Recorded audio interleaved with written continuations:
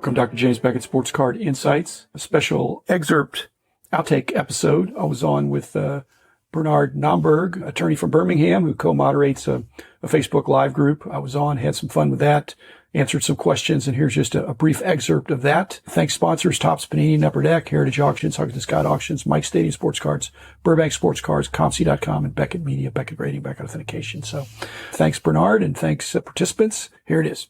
In your retirement from your first job, I bet you're as busy now as you probably have ever been in what you do to promote the hobby. I'm not as busy as I've ever been. I used to work 100 hours a week. I'm not proud of that. One of my self-criticisms might be, I don't know that I hired people fast enough, but it's reminiscent of the days now. It's just hard to ramp up. And we had a real tiger by the tail.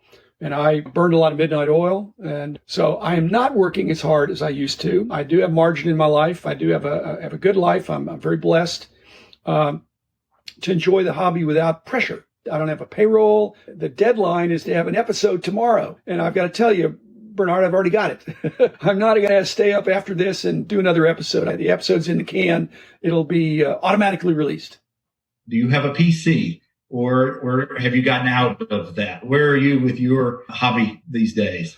It'd be hard to get out of it. It's in my blood, Bernard. I've always probably been more of a collector, but I have too many cards. I don't know that everybody would say that, but I'm trying to have less cards each year. I'm not going to have less Roberto Clemente cards. I'm going to have less cards that I don't care as much about. I've got a wall of fame where I'll try to show visitors or people that are observing one card, alphabetical order, all the different sports. But I've got cards I need to transact, cards that I don't want, somebody else would want. But I need to have less cards every year for the next 28 years. Impressive collection behind you. I know there's stories galore. For example, the Gaudi Ruth that's right next to my left ear is, my dad collected that. Oh, wow. Yeah. What about the 64 rows that's behind you? It's autographed. That's the only thing special about that. For whatever reason, I didn't want to do a Pete Rose rookie card with the 4 floating heads. The 64 is a great card. And I like that one better than the floating heads myself. The current state of the hobby. Do you like where things are going? Can I complain that it was too hot?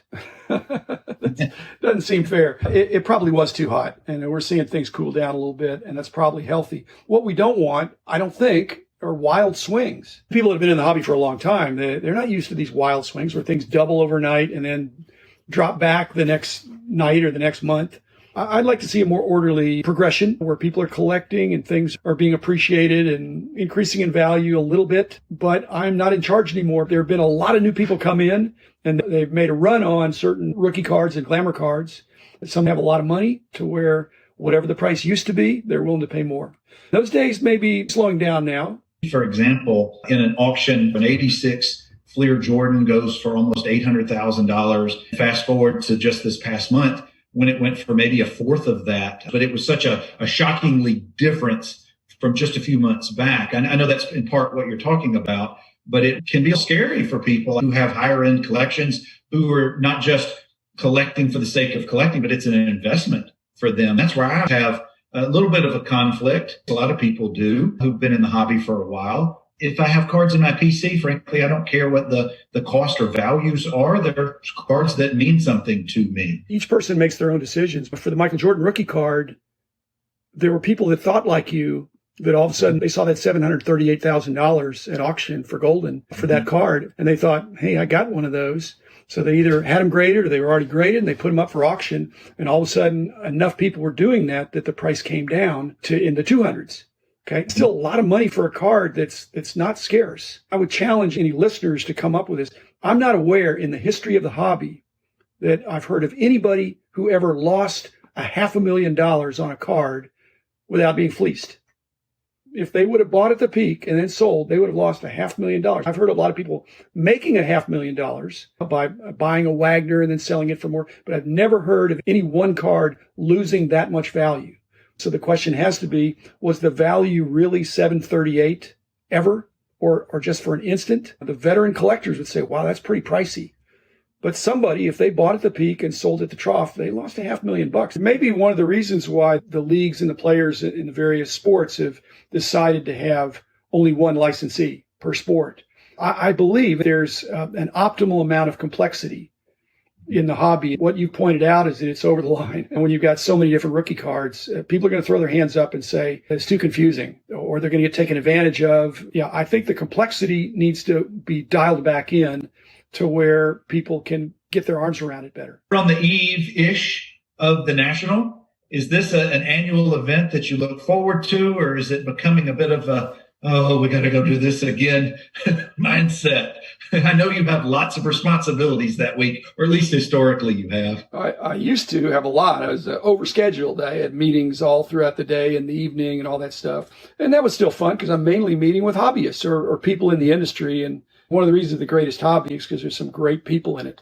So I'm going to enjoy going to Nationals. I've never missed one. I'll make some new friends, but I'll see some old friends. I love looking at cards, and especially something I haven't seen before or that looks unusual. So I'll still pick up stuff. Nothing I got to take out a loan for. I'm just going to pick out cards that are interesting to me and have fun and visit with. I can't imagine at this point there's too much you haven't seen at one point or another during your time being involved in the hobby. But who knows? Maybe there's cards that just hadn't surfaced yet. There's more than 10 million SKUs out there. Even my buddy Rich Klein, he's not seen all 10 million. If he and I go through a box, maybe we've seen 9 million out of 10 million. There's still a million we haven't seen.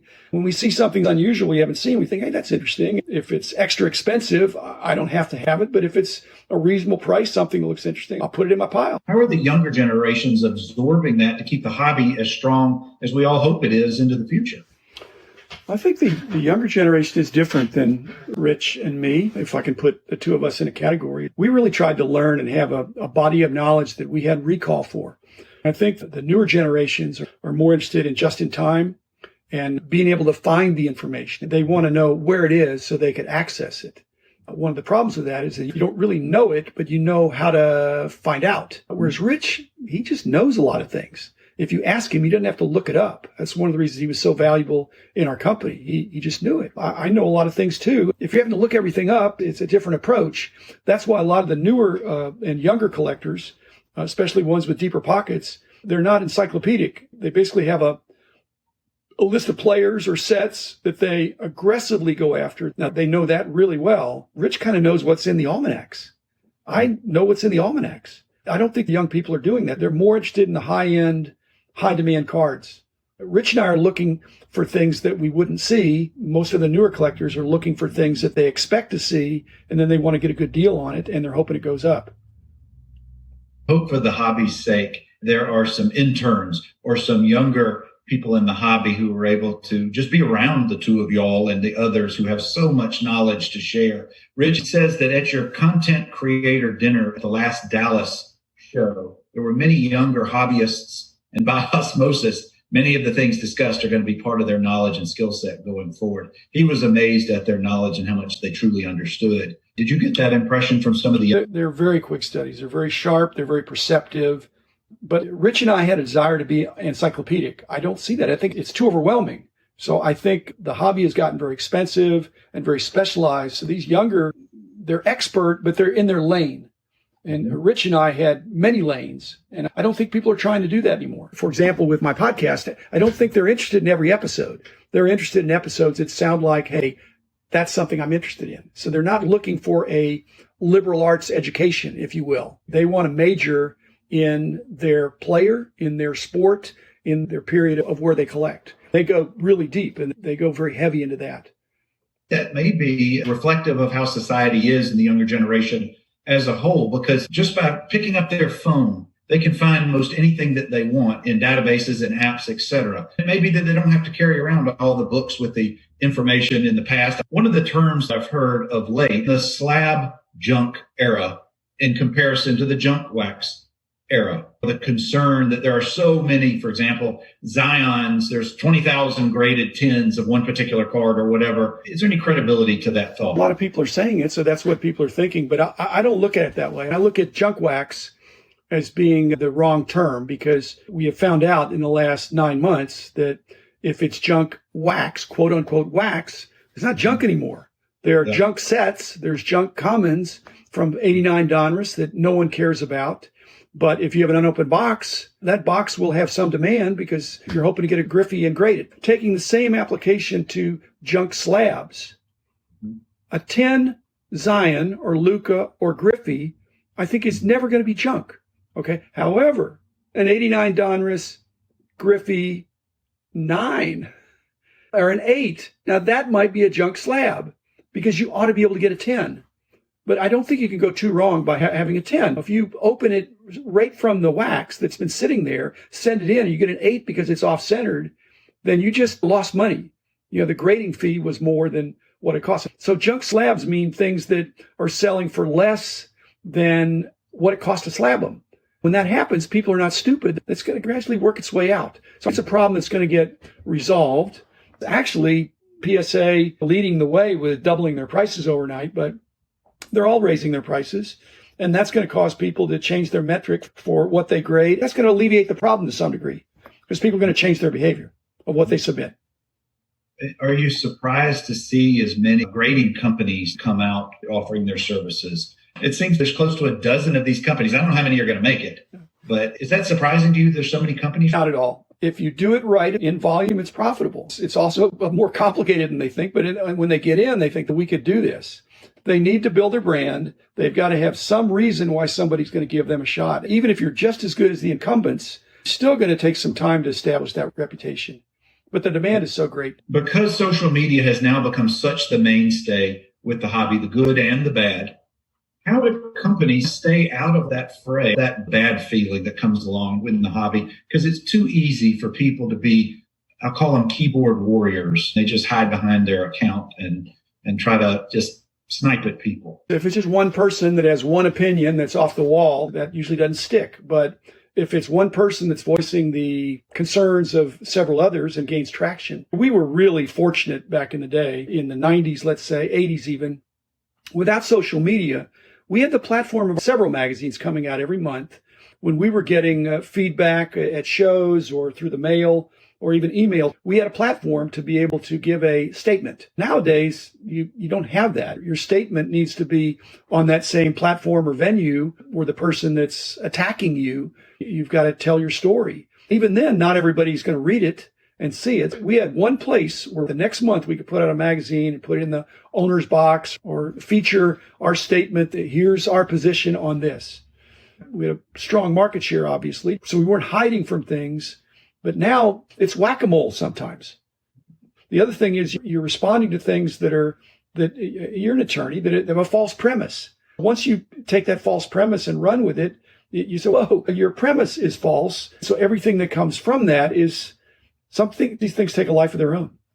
I suspect most of the bigger grading companies have to have their own PR departments now, because I don't know if they get ahead of certain storylines, but they certainly have to figure out how to contain them to keep their credibility. Where do you see the hobby going forward over the next 5 and 10 years? And give us your predictions, if you will. Okay. I'm hoping that I'm there in 5 years and in 10 years. There's liable to be a little bout with inflation sometime in there.